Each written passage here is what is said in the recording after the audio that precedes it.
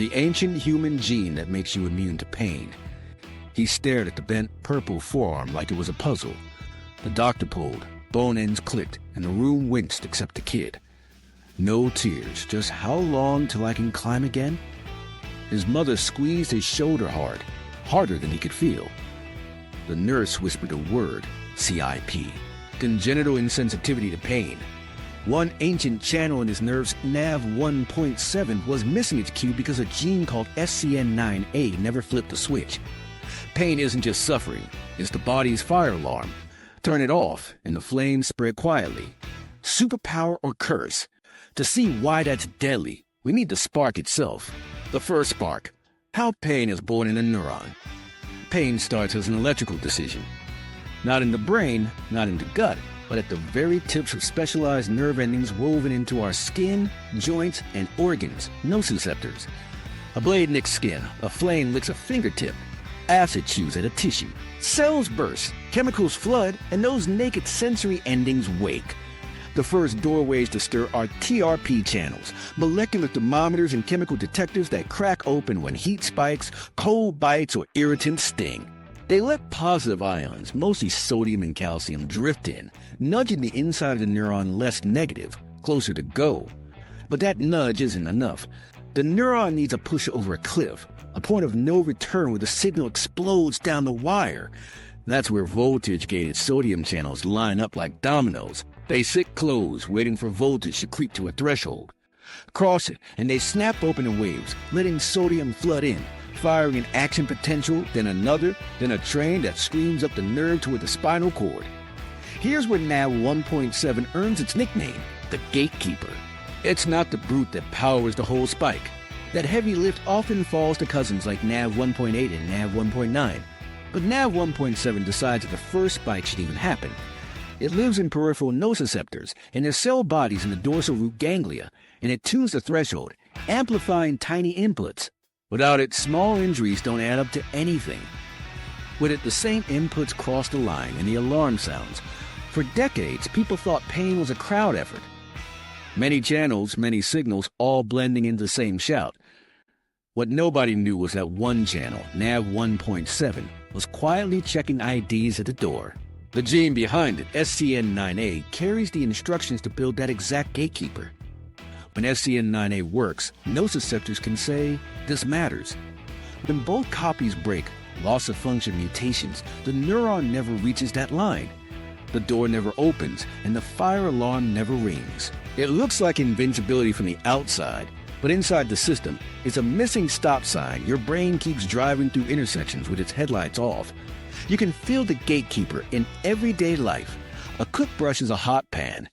The TRP heat sensor cracks open for a split second. NAV 1.7 hears the whisper, boosts it, and a spike train launches. The hand jerks back before the thought even forms, saving skin and saving dinner. Repeat that loop thousands of times and pain becomes a teacher. Habits harden. You don't grab hot handles. You don't sprint barefoot across gravel. The lesson sticks because the signal arrives on time and loudly. Now flip the switch off. Remove NAV 1.7 from those peripheral neurons, and the whispers stay whispers. A child rests their palm on a stove and only sees a mark later. A teenager runs on a fracture. The feedback loop breaks. The brain doesn't pair action with consequence. Learning stalls. Cognitive dissonance takes over. The body breaks. The mind feels fine. It isn't that nothing at all travels. Touch, pressure, temperature discrimination can stay surprisingly normal. But nociception, the danger-specific feed, goes dark. There's a second eerie echo of SCN9 as reach. Smell. NAV 1.7 helps olfactory sensory neurons in your nose convert chemical hints into electrical statements. Knock it out, and many people with CIP can't smell anosmia. Gas leaks go unnoticed. Food spoils without warning. Flavor collapses to texture and salt. Fear of the unknown creeps in because two silent senses mean threats don't announce themselves.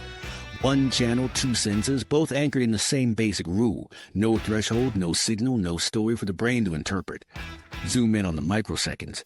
A nociceptor sits at rest, negative inside. Tissue damage opens TRP channels, letting a trickle of positive charge in.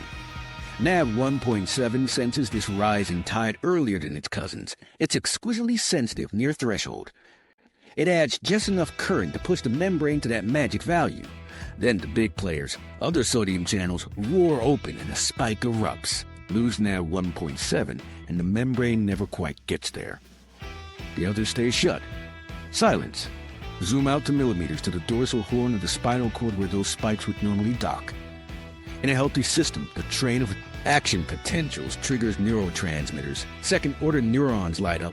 Circuits split. One path jerks the limb away. Another sends a message upstairs to the brain's mapmakers and evaluators.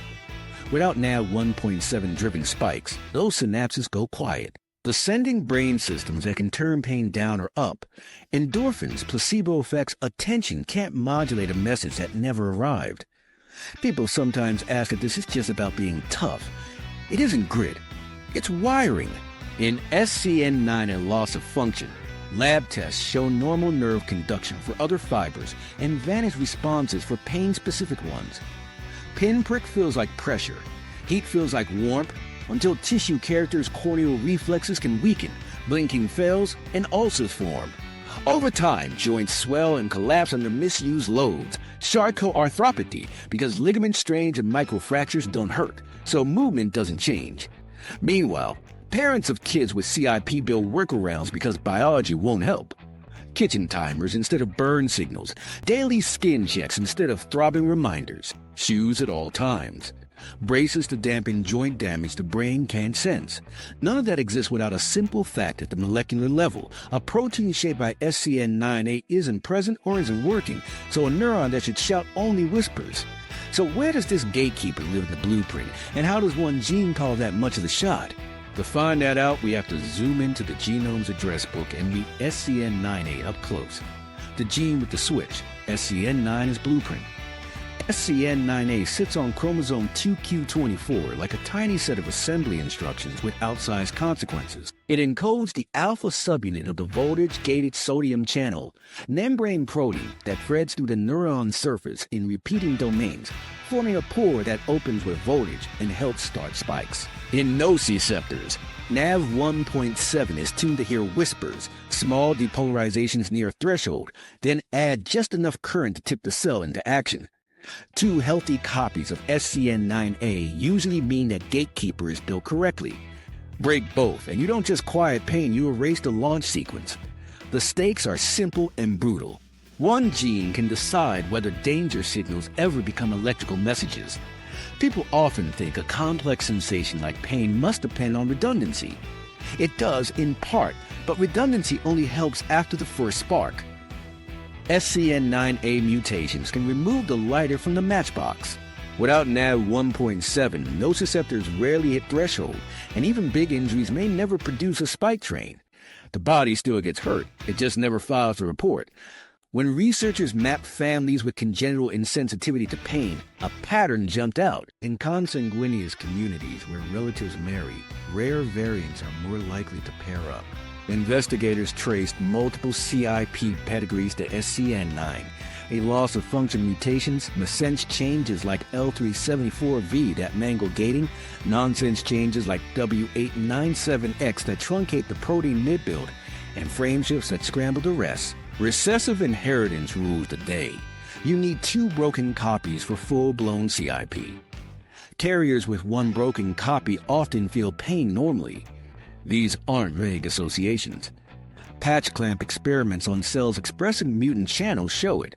Loss-of-function variants reduce current density, shift activation out of reach, or destabilize the channel so severely it never reaches the membrane.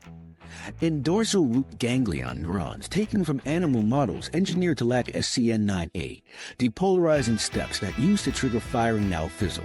Behaviorally, those animals stop withdrawing from heat or pinprick, echoing the human phenotype. Now flip the gene switch in the other direction. Gain-of-function mutations in SCN9O, NaV1.7's activation threshold, or keep the channel open longer, creating persistent currents. The result is sensory neurons that fire too easily or keep firing with minimal provocation. That biology shows up as inherited erythromelalgia, burning pain and redness in hands and feet set off by warmth, paroxysmal extreme pain disorder, where rectal or facial pain flares with triggers like defecation or crying, and small fiber neuropathy with spontaneous burning and allodynia. Same gene, opposite outcomes. Break the brakes and you get gasoline. Remove the spark and you get silence. In clinics, this spectrum becomes a brutal compare and contrast. One diary reads like a Cold War, 3 a.m. ice baths, fans, and elevation to escape a heat flare. The other reads like a checklist of unmarked danger, tongue biting during teething, fractured ankles discovered days later, infections marching quietly toward osteomyelitis. It's the same gene pulling you between I can't stand it and I can't sense it, a superpower, versus curse split no mindset can reconcile.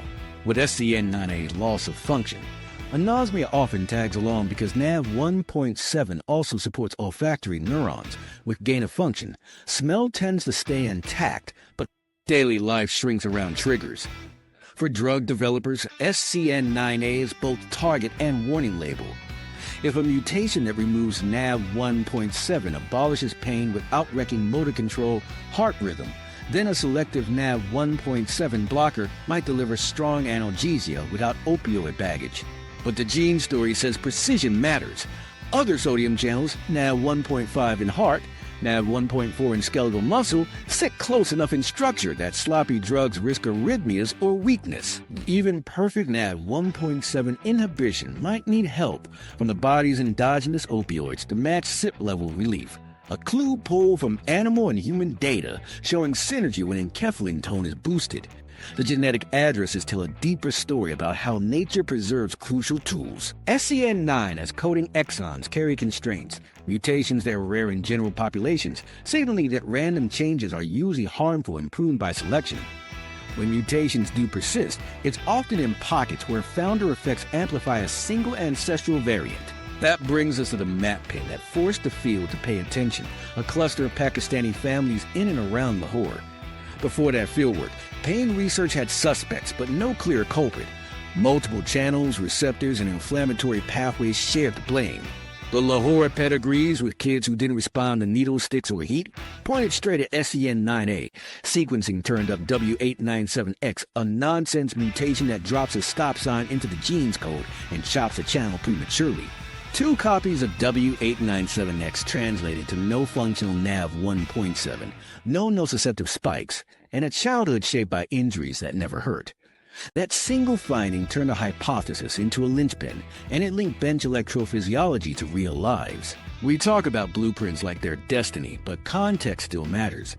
SCN9A lives in a body with modulators, repair systems, and behaviors that can compensate a little. Families with CIP learn routines to dodge danger. People with gain-of-function mutations learn microclimates and cooling tricks. The gene sets a threshold. Life tries to work around it.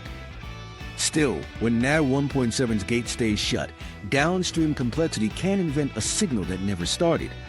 And when the gate is too loose, everything becomes a threat.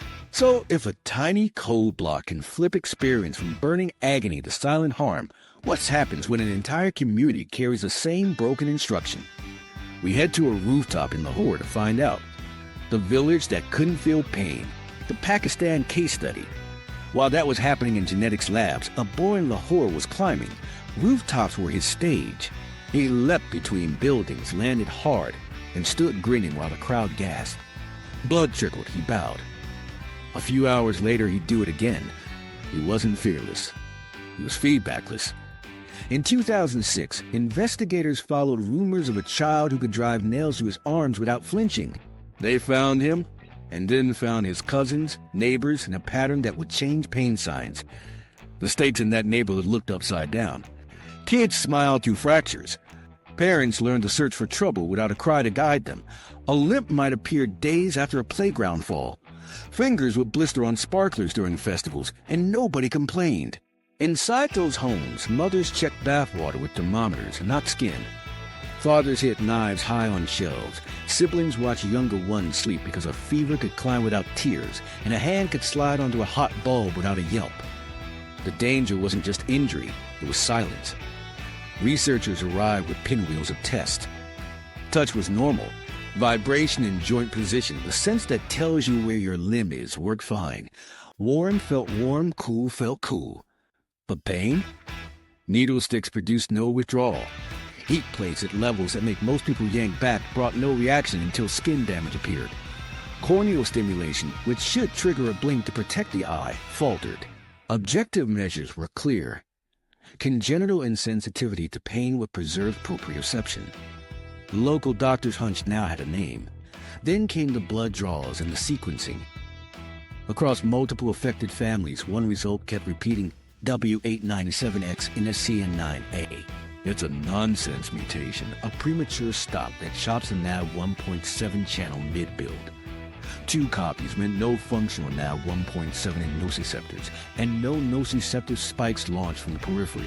The variant showed a founder effect, many cases tied to a shared ancestor, so the community carried and paired the same broken instruction. A single code change, echoed through marriages among relatives, had flooded a neighborhood with kids who couldn't hear their body's alarm. Field notes from those visits read like a safety manual, written in reverse. Self-mutilation appeared early. Toddlers chewed their tongues while teething because it didn't hurt, so caregivers used mittens and dental guards. Eyes took a beating, with blinks weakened. Dust and grit caused corneal abrasions that turned into ulcers. Feet told tragic stories. Calluses hit glass shards and unnoticed infections crept into bone. Osteomyelitis smoldering until a fever finally gave the only clue. Burns marked fingers and shins in sharp rectangles where heaters had pressed too long against skin. Fractures were routine. An untreated ankle break might reshape the joint, the first steps toward Charcot-arthropathy. Meanwhile, the village read the absence of pain in cultural terms. Gutsy, brave, bless. A boy who could lie on nails drew a crowd and a little cash.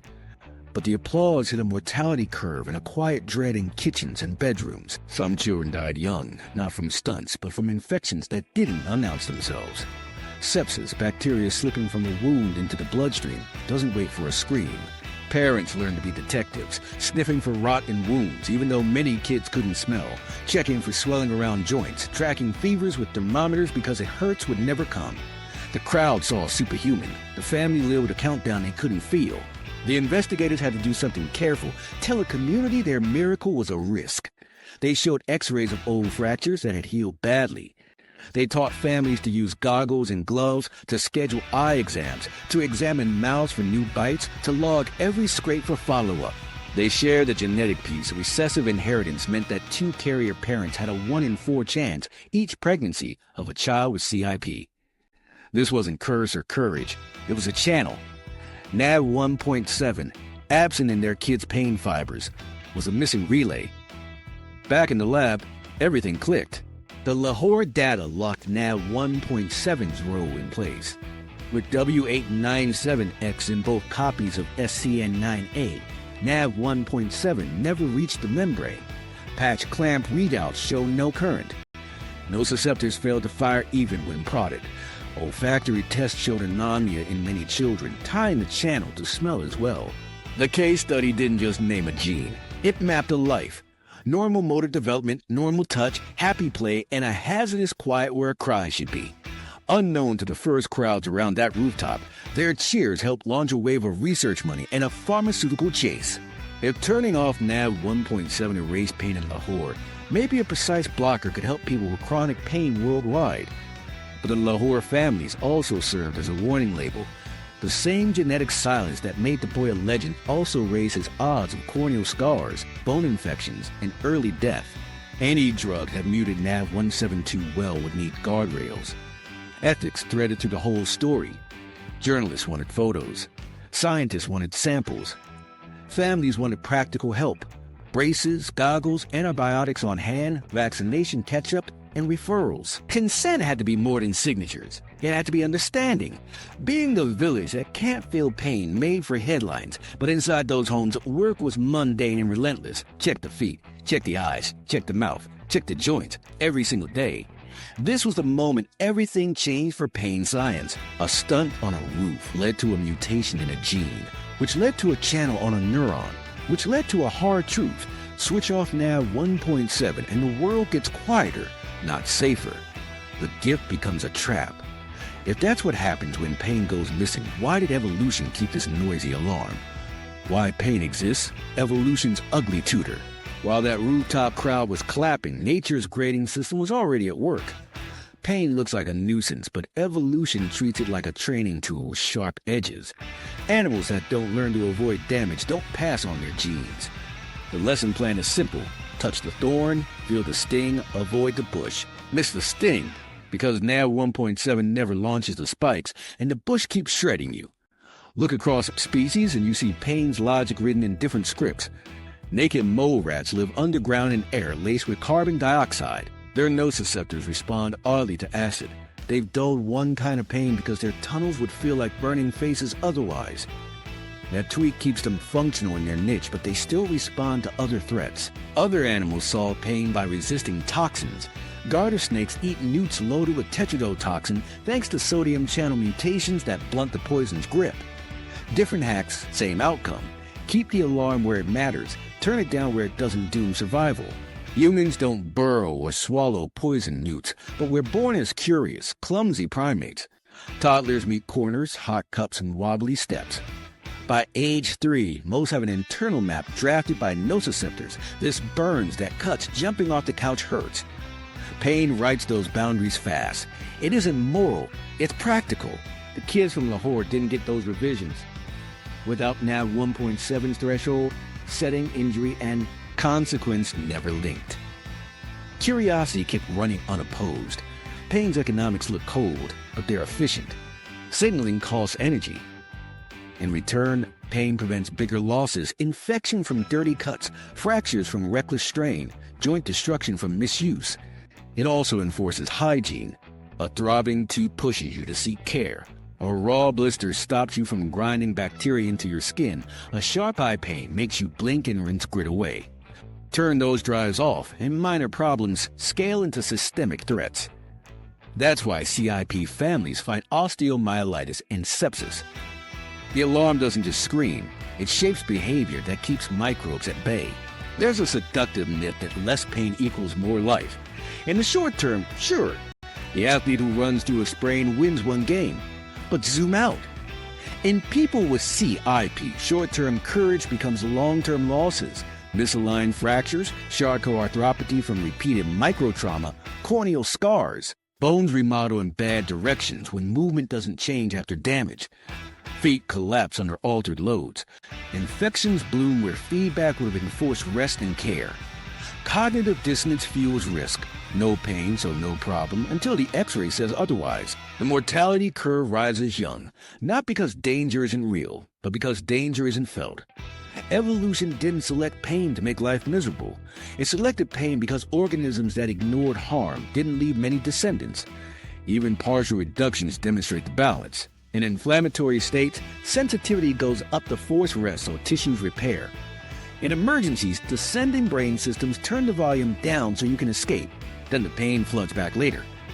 That flexibility, turning the knob up or down, only works if the input exists. With SCN9A loss of function, the input never arrives. No matter how much adrenaline surges, there's nothing to suppress or amplify. There's also the social angle. Pain signals others. A cry draws caregivers. A limp alerts a group.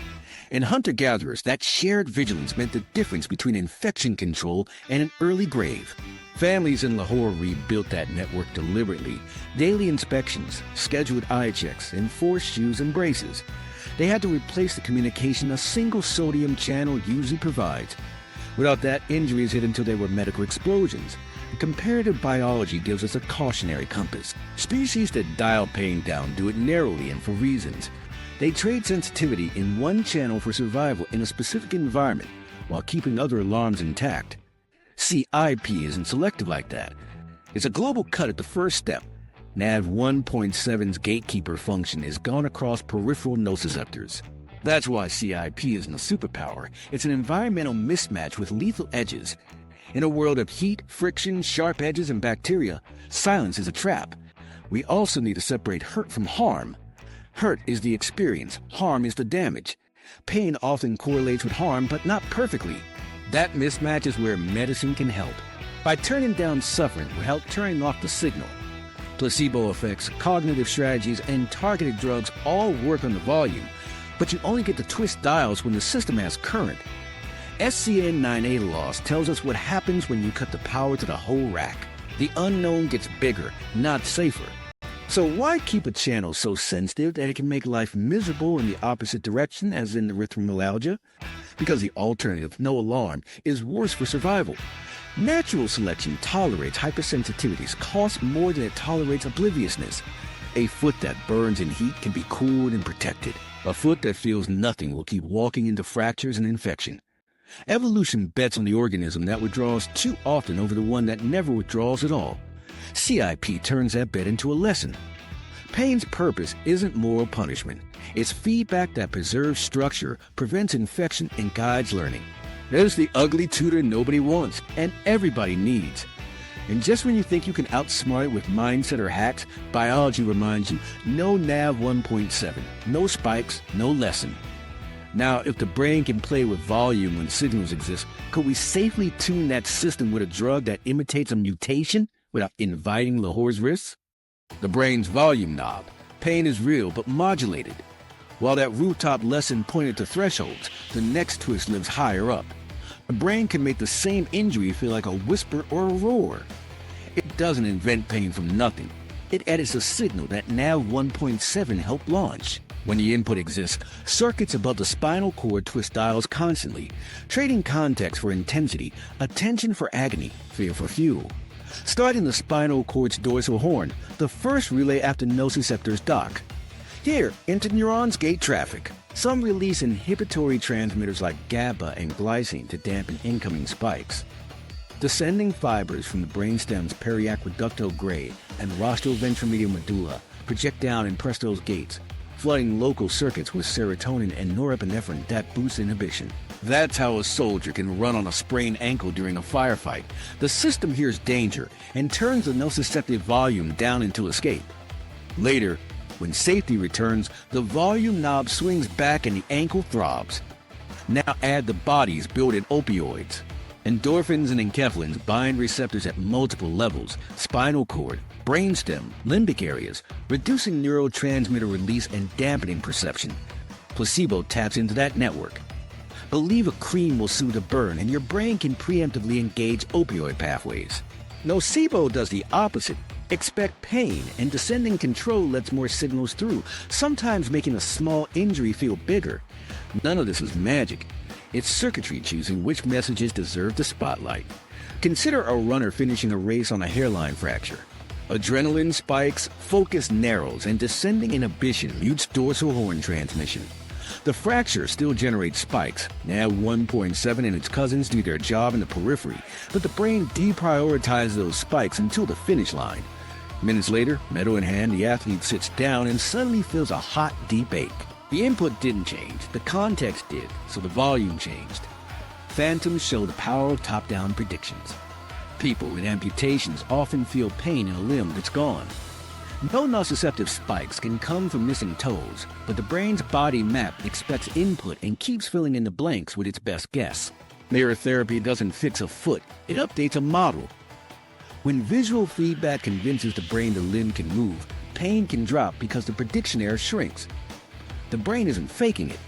It's trying to reconcile models with noisy, incomplete data. Injuries also rewire pathways over time. Repeated pain can sensitize the spinal cord and brain, lowering thresholds centrally so normal inputs hurt, central sensitization. That's why sunburn makes a light touch feel like a slap.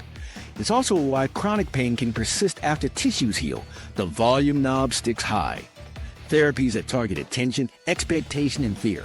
Cognitive behavioral strategies, great exposure, aim at those central dials. They teach the system to stop amplifying, to let inhibition work again. Here's where SCN9's lesson lands hard. In congenital insensitivity to pain, nav 1.7 dependent input never starts, so the brain has nothing to edit. Descending control can't lower pain if no nociceptive spikes arrive. Placebo can't recruit opioids to suppress a signal that doesn't exist. The athlete's story flips. In CIP, a broken foot brings no surge to mute, no later flood to feel. The brain's prediction engine might still make guesses, discomfort from swelling, stiffness from guarding, but the specific danger feed is silent. That's why context can't save someone with CIP from walking on fractures. The volume knob turns smoothly, the stereo's unplugged. Meanwhile, the reverse extreme, gain-of-function SCN9A syndromes, shows how the same knobs can be overwhelmed. If NaV1.7 fires too easily, descending inhibition can help, but rarely normalizes experience alone. Patients sit in ice baths because periphery keeps shouting. Drugs that raise inhibitory tone, like SNRIs or gabapentinoids, can lower the central gain, but relief is partial without touching the sodium channels overactivity. Biology asks for two hands, one on the source, one on the amplifier. There's a practical takeaway. Pain has at least two layers worth targeting. The first is the nociceptive input NaV1.7 helps initiate. The second is the brain's appraisal, attention, emotion, memory, and meaning. If you have input, psychology and pharmacology can collaborate to move the needle. Mindset, expectation, and focus really can change intensity. If you lack input, none of those tricks produce protective pain. That's why people with CIP rely on routines, not grit. It's also why future NaV1.7 blockers must thread a needle, dampen spikes enough to help, but leave enough signal for the brain to modulate so safety behaviors stay intact. The goal isn't numbness, it's calibrated vigilance. When you see someone grit their teeth and push through, you're watching descending control at work. When a placebo patch dulls a burn, you're seeing endogenous opioids dim the feed. When a phantom hand unclenches in a mirror, you're watching a brain update its map. None of it works in a vacuum. It only works because somewhere, a peripheral channel crossed threshold, a spike train launched, and the system had a message to edit, or didn't, and the silence itself became the hazard. The Pharma gold rush, designing NaV1.7 blockers. While the brain plays with volume, drug hunters stared at the source and saw a prize. If loss of function in SCN9A wipes pain without wrecking movement or heartbeat, then a selective NaV1.7 blocker might give strong analgesia without opioids addiction and respiratory depression. Easy to say, brutal to execute. Sodium channels are a family reunion of lookalikes. NaV1.5 runs your heart. NaV1.4 moves your muscles. Hit them by accident, and you trade pain relief for arrhythmias or weakness. The industry's mantra became one word: selectivity. Medicinal chemists dove into poor architecture, hoping to find a shape pocket unique to NaV1.7. They mapped voltage sensor domains, hunted subtle amino acid differences, and screened libraries big enough to drown a mainframe. On paper, hits look clean. In cells, they lean NaV1.7. In animals, they dulled pain. Then humans arrived, and the signal shrank. Volunteers with dental pain or neuropathic pain felt something, but not enough. Lesson stung. Blocking NaV1.7 alone in adults doesn't always recapitulate the congenital phenotype. Biology had tucked in redundancies and compensations. Back to the bench. Researchers found a twist. In mice engineered to lack NaV1.7 in nociceptors, robust analgesia required enkephalins to be active. Endogenous opioids did part of the heavy lifting. Inhibiting NaV1.7 seemed to amplify opioid signaling by reducing sodium at opioid receptors, making them more efficient. In people, that translated into combos: a NaV1.7 blocker plus an enkephalinase inhibitor or a low-dose opioid move results from to finally. It wasn't magic. It was synergy, two modest effects stacking into something useful. Selectivity still haunted every meeting. Even a narrow NaV1.7 blocker had to avoid NaV1.5 and NaV1.4 under stress when heart and muscle channels shift behavior. Safety margins mattered. Chemists tried to keep molecules out of the brain to limit side effects, peripherally restricted agents that stay near nociceptors and spare cognition. Some programs leaned into state dependence, designing compounds that bind only when NaV1.7 is open or inactivated, the states more common in hyperactive neurons. That way, quiet fibers keep working while the loud ones get muted. Parallel tracks chase nature's own tricks. Venom peptides from spiders and cone snails carry exquisite channel selectivity forged by evolution. Labs tweak those peptides to target NaV1.7, hoping to grab precision onto a drug-like backbone. Delivery became the rub. Peptides get shredded in the gut and struggled across membranes, so injections or local administrations took center stage. A few candidates reached trials. The story is still unfolding, with pain signals dropping in subsets of patients and side effects tethered mostly to the injection route. Gene therapy stepped in with a bolder ask. Don't just block the channel. Silence the blueprint in the right neurons. AA vectors carrying CRISPR tools or RNA guides aimed at SCN9A and dorsal root ganglia promised long-lasting localized reduction of NaV1.7. The appeal? One-and-done relief where it hurts without touching heart or muscle. The fear? Off-target edits, immune reactions, or overshooting into a CIP-like silence that invites injury. Early animal work showed durable analgesia from partial knockdown. Translation to humans is cautious by design. Nerves don't forgive sloppy edits. Meanwhile, small molecules kept learning from failure. Trials in osteoarthritis, dental pain, and neuropathies taught teams where NaV1.7 matters most. Conditions with strong peripheral drive respond better than centrally maintained pain. Dosing strategies shifted toward loading phases and titrations that catch flare windows. Companies layered mechanisms, NaV1.7 plus NaV1.8 inhibition, or NaV1.7 with SNRIs to raise descending inhibition.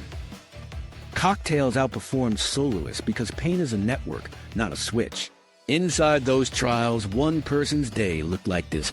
Morning stiffness, a 7 out of 10, nightly burning a 6. On the study drug alone, mornings dipped to a 5. Add an enkephalinase inhibitor and SNRIs, and mornings slid to a 3, nights to a 2 on good days. He still iced after long walks, still planned around triggers, but he stopped counting steps like landmines. That's not SIP-level anesthesia. It's function returning relief without surrendering the body's early warning system. There were dead ends.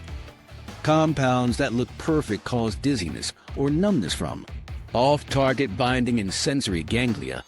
Others barely moved pain but torpedoed sodium balance in the gut or skin. Go/no-go committees wrestled with a hard truth. A clean NaV1.7 badge on a slide doesn't guarantee a clean experience in a body.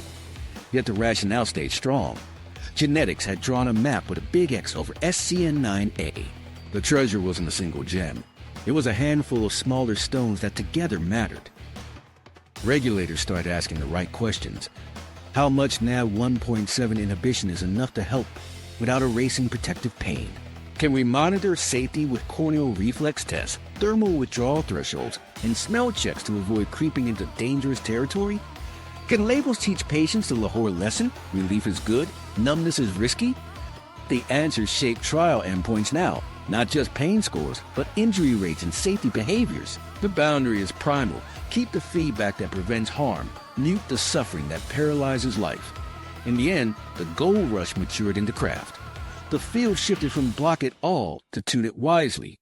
Partial inhibition, peripherally focused, combined with boosting the body's own brakes, is the working recipe. It respects what genetics taught and what Lahore warned.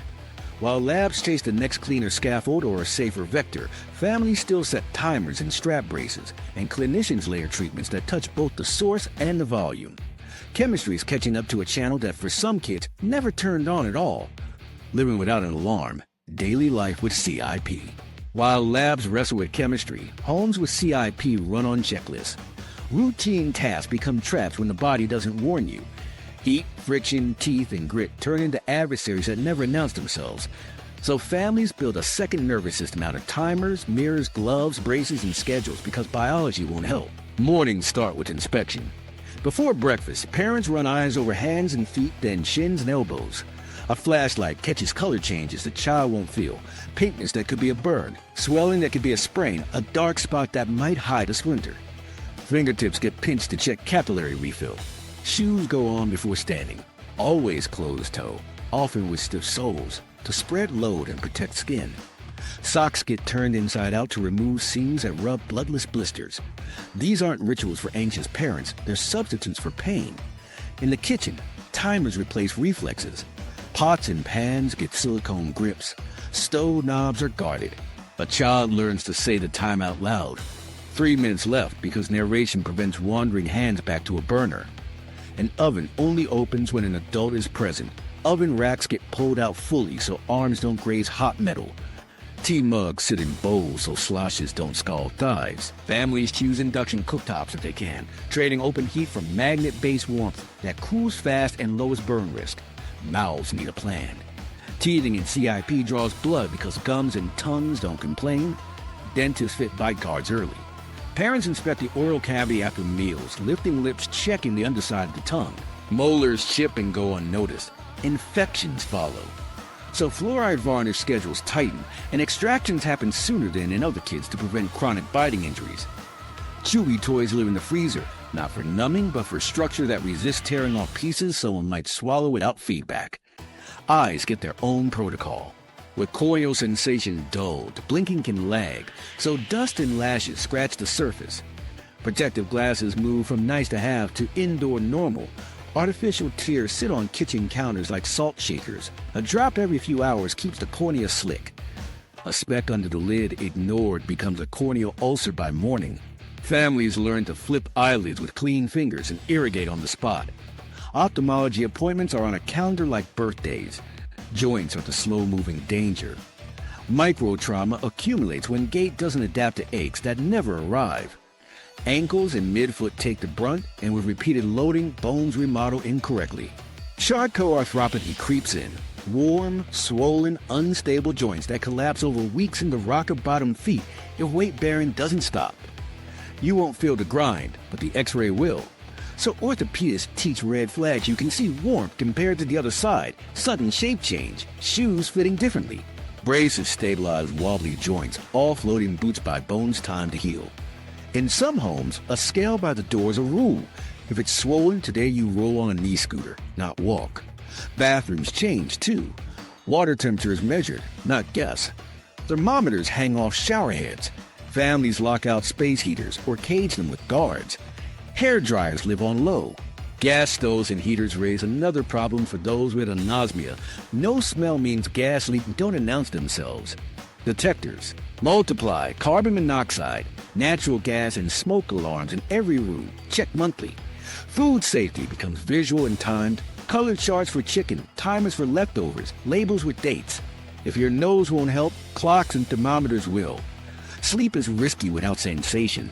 A limb can hang off the bed and press a nerve for hours, or a foot can rest against a radiator.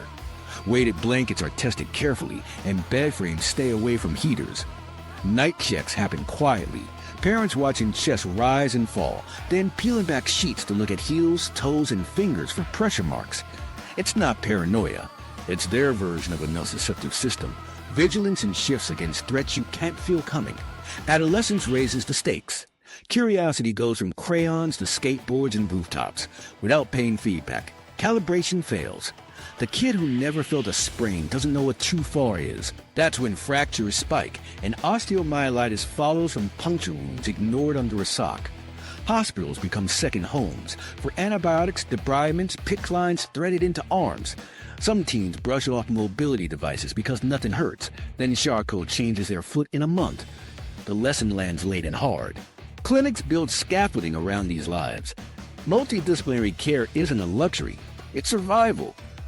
Orthopedic schedules imaging not because of symptoms, but because of time since the last known injury. Ophthalmology blocks out quarterly visits. ENT checks smell with standardized tests. And if anosmia is present, families get training on gas safety and spoiled food cues. Infectious disease teams teach wound care and when to escalate. Physical therapists teach joint protective movement and proprioceptive drills, using mirrors and balance boards to keep loads sane without relying on pain. Parents carry the heaviest cognitive load. They teach caution without fear, risk without recklessness.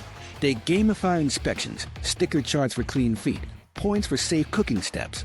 They model narrating bodily states, "That pan looks hot, timer says 3 minutes left."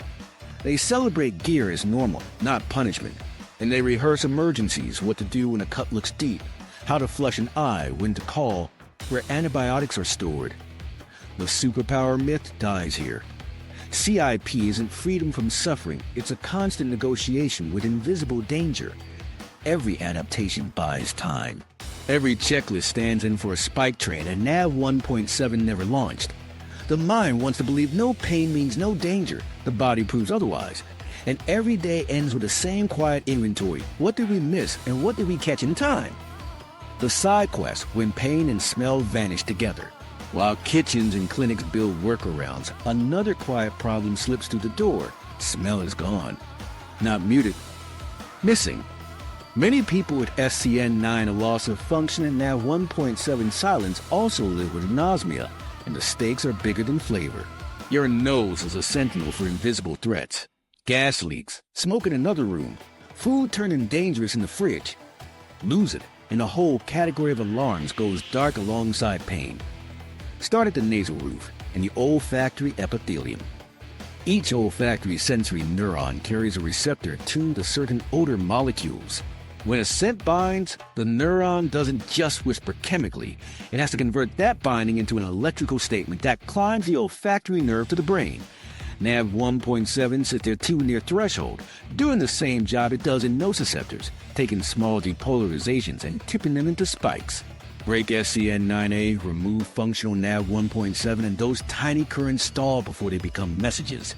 The brain's smell centers wait for a signal that never comes. Daily life rewrites itself. Burnt toast still makes smoke, but without a nose you only see a brown edge when it's already cooked too long. Ground beef doesn't announce spoilage, it just sits, and timers, not instincts, decide trash day. Spices go from aroma to grit, and flavor collapses in the basic taste: sweet, sour, salty, bitter umami, while the rich volatiles that ride smell vanish. Food turns into texture plus salt. People say it tastes bland, but the truth is it barely tastes at all. Now layer danger on top. Natural gas is odorless by itself, so utilities add mercaptans to make leaks stink. With anosmia, that warning fails. Families install gas detectors alongside smoke and carbon monoxide alarms, test them monthly, and learn to crack windows by rule rather than scent. They switch to induction cooktops when possible, not just for burns, but because electric heating lowers leak risk.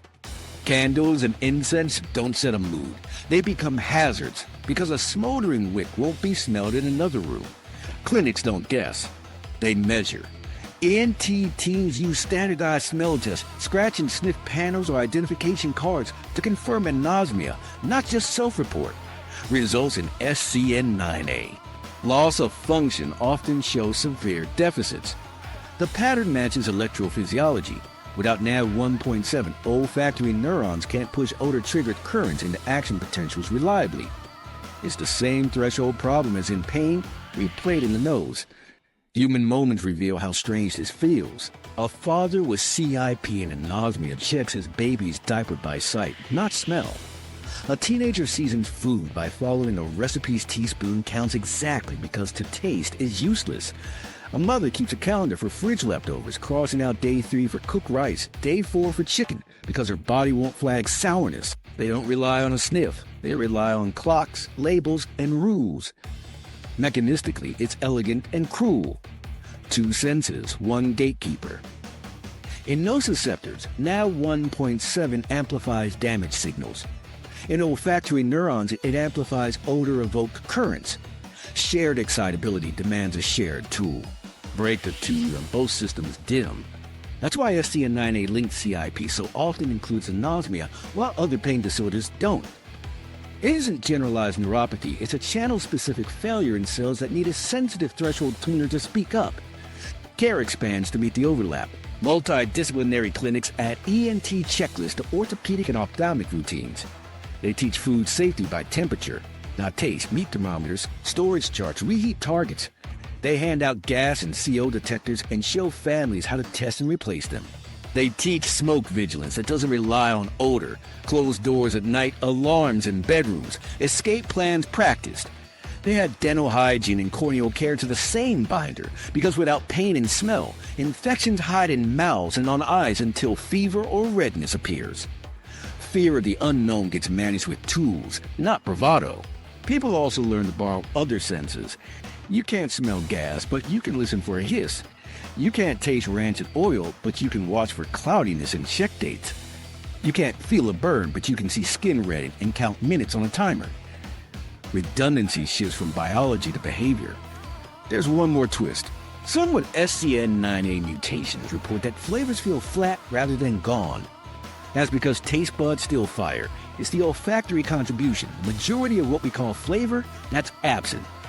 Lemon still tastes sour. Coffee still tastes bitter. But chocolate turns into sweet mush without the thousands of volatile molecules olfaction would normally translate into nuance. So the side quest isn't really on the side. When pain and smell both vanish, the world loses two early warning systems. The body's alarms aren't there to make life miserable, they're there to keep life orderly.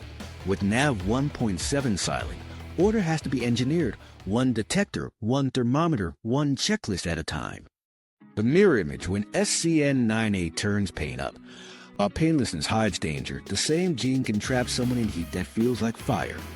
Flip SCN9A the other way, gain of function, and NAV 1.7 becomes hair trigger. Now the gatekeeper doesn't wait for a whisper. It mistakes normal life for an emergency. Hands glow red, feet burn, faces throb, and a warm room becomes a threat no one else notices. Inherited erythromelalgia is the headline.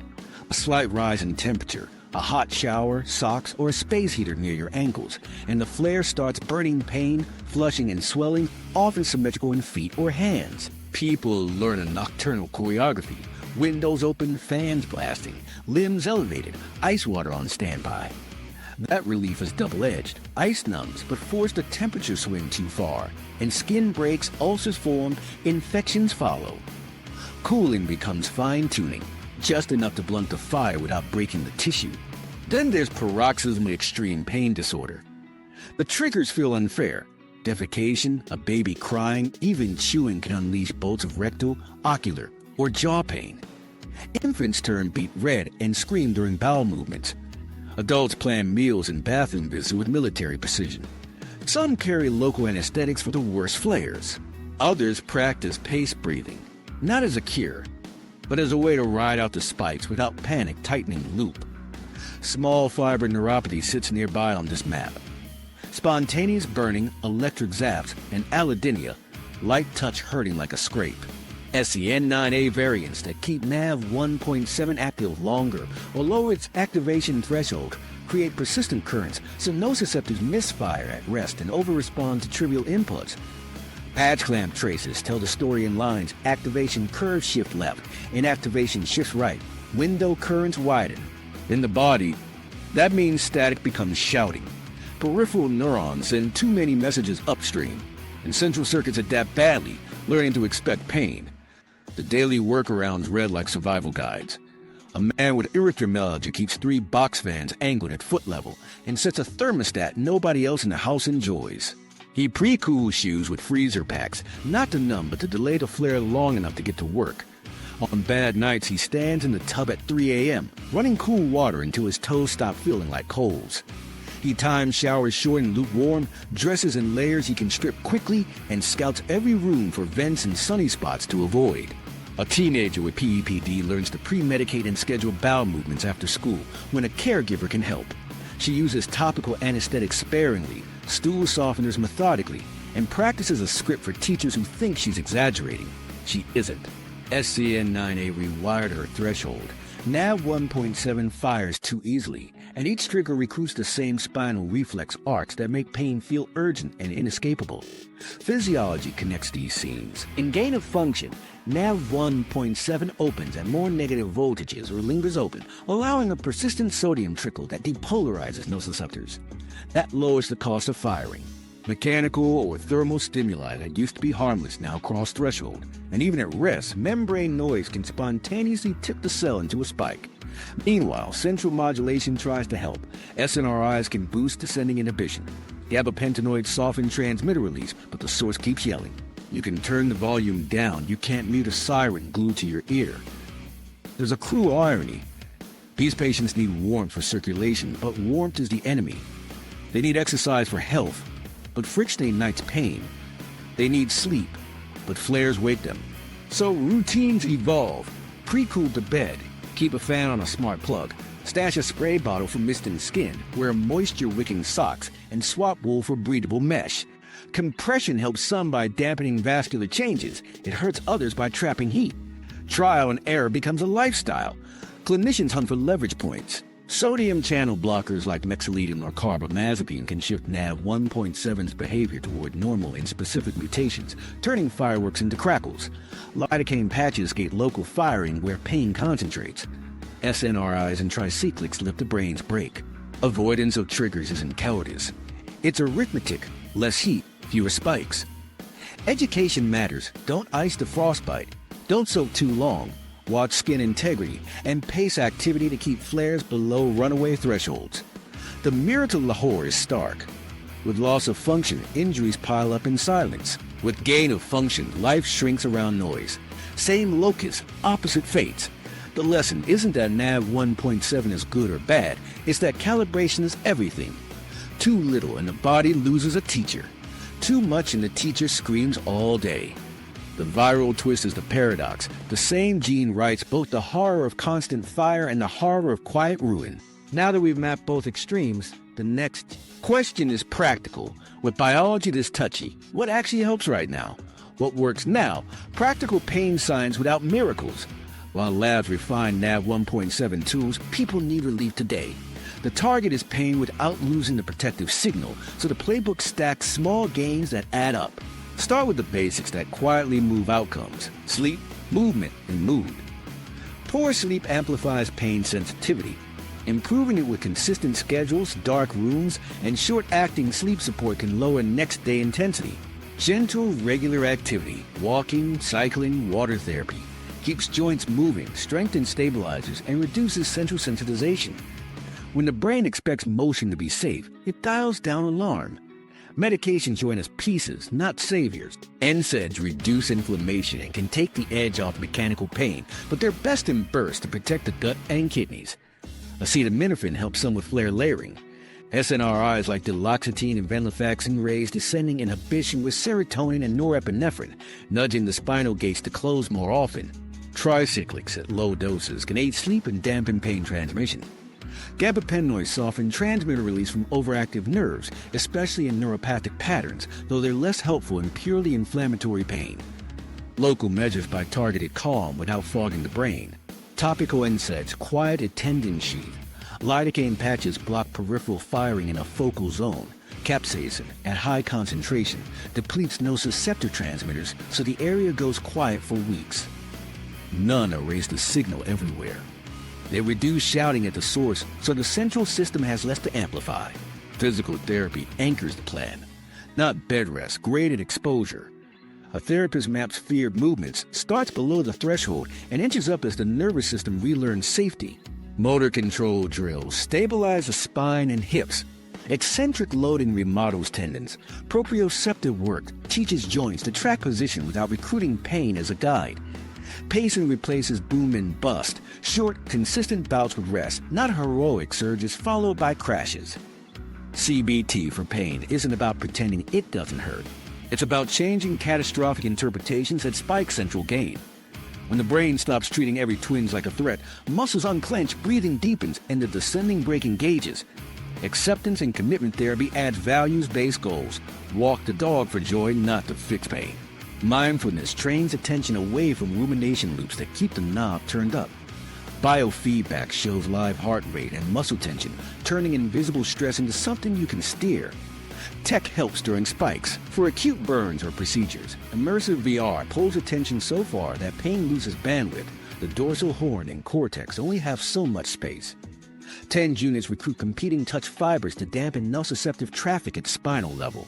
Closed-loop spinal cord stimulation in select neuropathic cases senses signals and adapts output in real time, smoothing the ride better than fixed pulses. These tools don't rebuild tissues, they modulate signals to keep daily life bigger than pain. Now the NAV 1.7 adjacent corner. Even without a perfect blocker, we can lean on the synergy the genetics hinted at. Low-dose opioids combined with enkephalinase inhibitors can amplify endogenous opioids' affect, delivering relief at lower, safer doses. Mixed sodium channel blockers like mexiletine or carbamazepine may help in specific gain-of-function SCN9A variants by nudging thresholds back toward normal.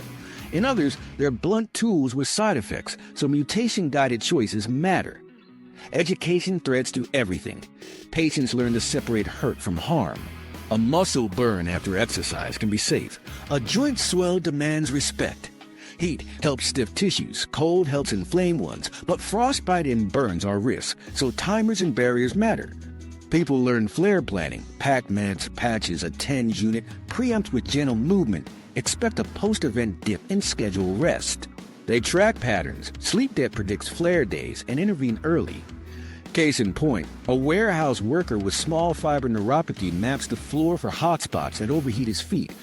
He switches to ventilated shoes, moisture-wicking socks, and takes scheduled micro breaks to elevate and cool, not ice bath extremes, just a fan under the desk. He adds duloxetine, a lidocaine patch at the worst spot, and 20 minutes of cycling after work to downshift his system. Pain scores drop 2 points, missed shifts vanish. No miracle, momentum.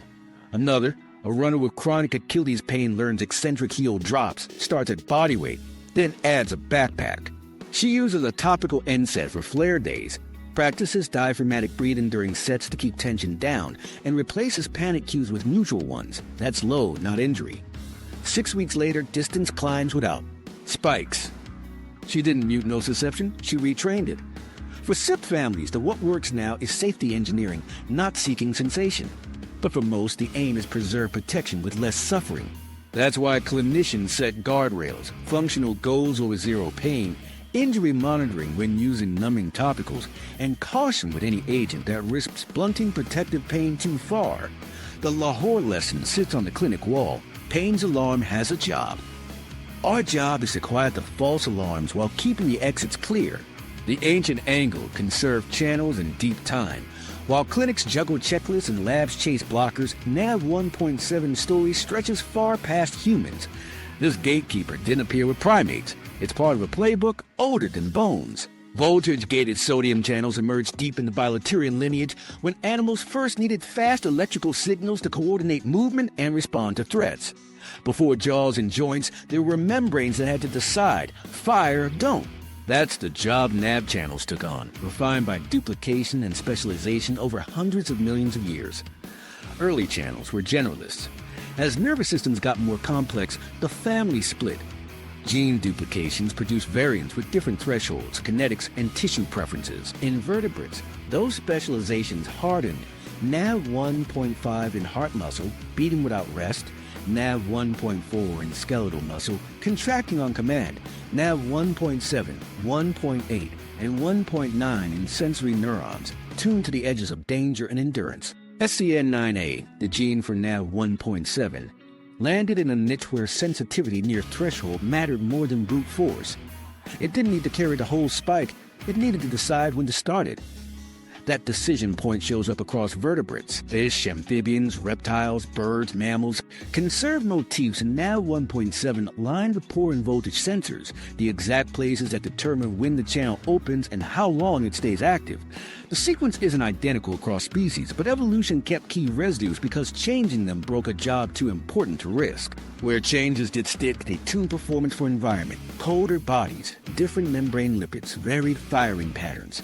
The blueprint flexed without letting go of the threshold roll. Look sideways, and parallels stand out. Insects don't have NAV 1.7 by name, but they filled their own NAV channels with subtypes doing similar threshold tuning in sensory circuits. Cephalopods, squid, octopus run fast, precise nervous systems with sodium channels that evolved independently from vertebrates, but converged on similar gating principles. Different branches, same solution.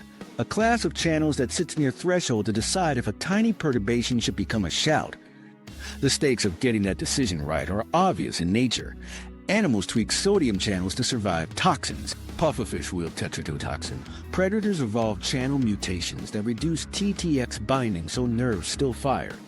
Garter snakes eat toxic newts by changing residues in their NAV channels, accepting slower kinetics or higher energy costs to gain a meal no one else can touch.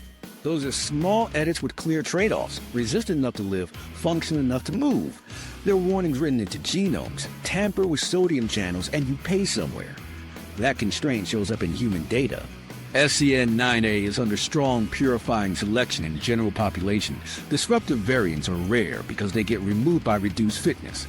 When they do persist, it's often in isolated groups through founder effects, like the W897X cluster in Lahore. The pattern screams importance. You can mutate the channel, but only in specific ways that a body can afford. Too little NAV 1.7 and you invite infection, joint collapse, and early mortality. Too much and you trap someone in burning pain that shrinks their life. Selection tolerates a narrow band of function because outside that band, survival drops. Even within the family, NAV 1.7's role is conservative. NaV 1.8 and 1.9 handle slow, resilient firing in pain pathways, especially at low temperatures or chronic inflammatory states. NaV 1.7 primes the pump. You see that division in mammals from mice to primates. Knock out NaV 1.7 and nociceptors struggle to start. Knock out NaV 1.8 and they struggle to keep going. Evolution split duties so the system could handle both should we start and can we endure. Pain isn't a single lever, it's a relay race with handoffs conserved across lineages. There's a deeper irony here. We call SCN9 its effect a superpower because it looks cinematic, but the very ancientness of NaV 1.7 argues the opposite. It's old because it worked. It's conserved because organisms that felt damage at the right threshold avoided behavior that killed them. When we edit or drug this channel, we're stepping into a conversation evolution has been refining since the first nervous system sparked. The safe move isn't to silence the alarm. It's to understand the wiring and nudge it without wrecking the lessons it enforces. Which brings us back to our time. We can trace NaV 1.7 through deep time and across phyla, but we still live with bodies that break if the alarm is gone and burn if the alarm won't stop. SCN9A sits at that ancient crossroads, asking the same question it always has: is this enough to act? The danger in answering no forever is written in Lahore's rooftops and clinic logs. The cost of answering yes to everything is written in ice baths at 3 a.m. Evolution chose calibration. Our job is to keep it. The deadly mistake. Why immunity to pain kills young? While labs and families built workarounds, a harder pattern emerged. Kids who couldn't feel pain often didn't make it to adulthood. The stakes weren't theoretical. Trauma, infection, and joint collapse stacked into a mortality risk curve that tilted early. Fearlessness looked heroic from the outside. Inside homes and clinics, it looked like sepsis, deformity, and silent organ stress. Start with the quietest killer, infection. A puncture wound through a sneaker feels like nothing with SCN9 all loss of function. The splinter stays put. Bacteria ride inward. Without throbbing to demand rest or care, the foot keeps moving. Redness hides under callus. By the time fever arrives, bacteria may have reached bone, osteomyelitis. Bone infection doesn't nag, it smolders. In CIP, delays aren't hours but days. Antibiotics start late, surgeries multiply, and a small puncture becomes months of 4 lines and debridements. Sepsis, bacteria and inflammation spilling system-wide, can develop because the alarm that normally prompts early action never rang. Fire burns differently when there's no recoil. Hands rest on hot radiators. Heaters touch shins at night. Contact burns carve sharp rectangles into skin because nothing told the brain to move. Blistered areas break, and broken skin invites microbes. Without tenderness, dressings get ignored. Without pain, the lesson never lands. Repeat exposures leave scars that limit motion and hide new injuries. Eyes tell another story. Corneal sensation drives blinking and tearing. With NaV 1.7 absent in sensory endings, the cornea dries and scratches easier. Dust sits, lids scrape. Tiny abrasions become ulcers. Ulcers scar, distort vision, and can perforate. Protective glasses and artificial tears help, but adherence is hard when the eye never hurts. An ulcer that would demand a day off in a typical kid stays unnoticed until vision blurs. Ophthalmologists in CIP clinics learn to treat aggressively because the brain isn't helping. Bones and joints carry the long, heavy cost. Microfractures and ligament strains usually change behavior because they ache. In CIP, gait doesn't adapt. The midfoot takes repeated misload, and Charcot arthropathy follows: warmth, swelling, and progressive joint collapse as bones soften and disintegrate under continued weight. Toes splay, arches fall, and the foot rounds into a rocker bottom shape. It doesn't hurt.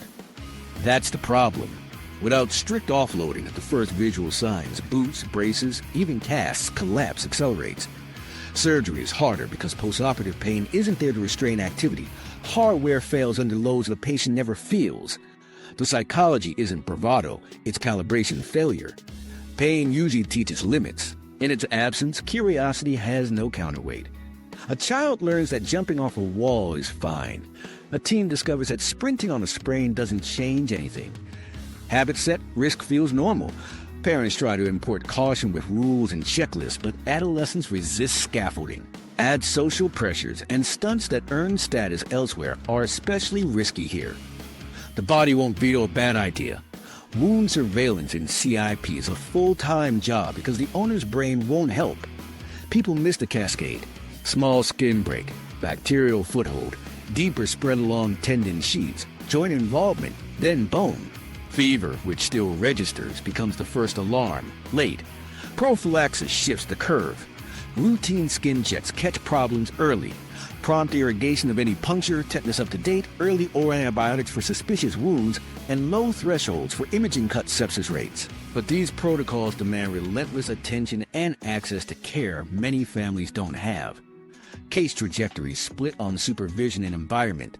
In tightly managed settings, protective footwear, gas and smoke detectors, induction cooking, braces for at-risk joints, regular ophthalmology and orthopedic surveillance, kids reach adulthood with fewer catastrophic events. In resource-limited settings, the same biology produces repeated hospitalizations, amputations after refractory osteomyelitis, and deaths from infections that presented too late. The gene is the same, the surroundings decide the slope. Clinicians learn to read what pain won't say. A warm, swollen midfoot on one side compared to the other means offload now. Sudden shoe fit change means image today. A non-healing ulcer over bone means probe and x-ray for osteomyelitis. Corneal haze means urgent antibiotics. Red streaks from a wound mean lymphangitic spread and IV therapy. They teach families visual heuristics and give them standing orders you'd never hand to others. If X, do Y immediately. People imagine that numbing pain would make life freer. In practice, it shortens life unless you rebuild an alarm system externally. That's the evolutionary point writ clinically. Pain's primary job isn't to make life unpleasant, it's to keep organisms alive by shaping behavior. SCN9A loss removes that teacher. The ledger flips. Fewer cries today, more hospital stays tomorrow. Mortality rises not because CIP bodies are fragile, but because they're uninformed. The hard truth is simple. Immunity to pain doesn't protect you. It disarms you. The fearlessness strangers admire is a symptom of a broken relay. The safe path isn't to chase numbness, it's to respect the channel. Evolution kept NAV 1.7 because species that ignored harm vanished. We can celebrate resilience without silencing the signal that keeps us here. Superpower fantasies make great clips. In real life, silence kills. Meaning and menace, rethinking pain's role. We've watched what happens when NAV 1.7 falls silent and when it screams. The real task now is to separate what we hate from what we need. Hurt isn't the same as harm. We've seen athletes mute hurt to finish a race without worsening an injury, and we've seen CIP turn no hurt into massive harm because the signal never arrived. That gap between sensation and damage is where smarter choices live.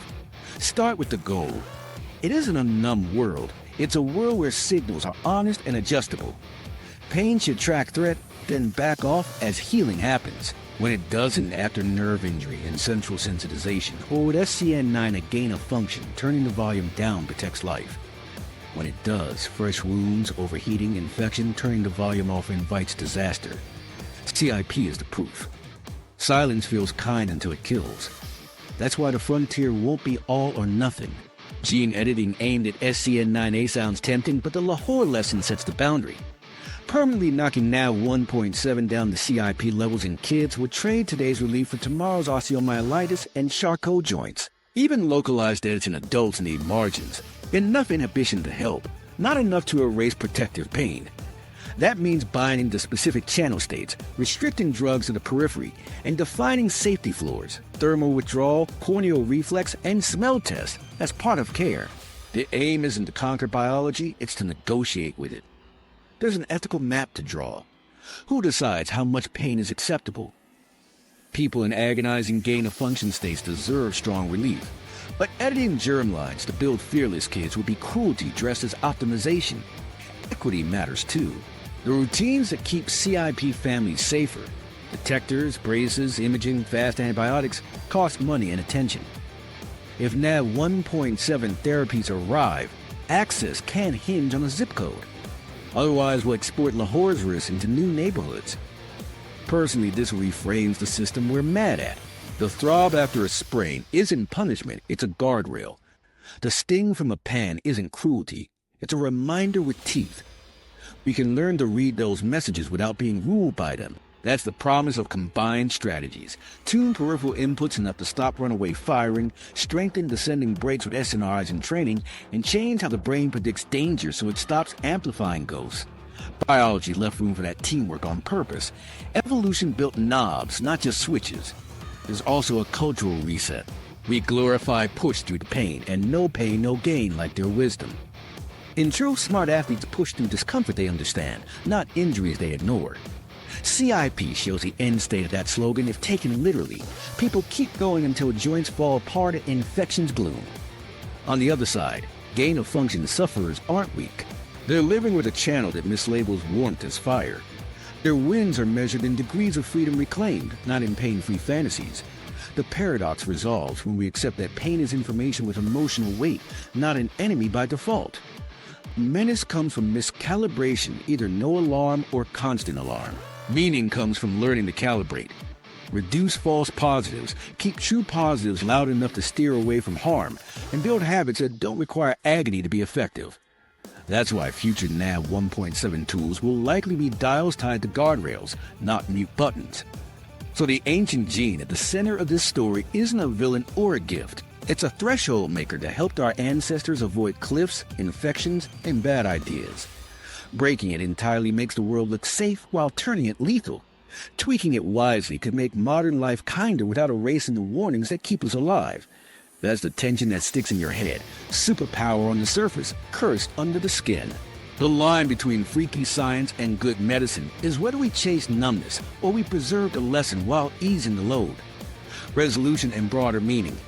Turning pain off sounds heroic until the fractures, ulcers, and infections start stacking in silence. If you want the flip side, when the same gene turns warmth into fire, watch the companion episode of NAV 1.7 Gain of Function next. Subscribe to Freaky Science for true stories where biology writes the plot and we decode the script together.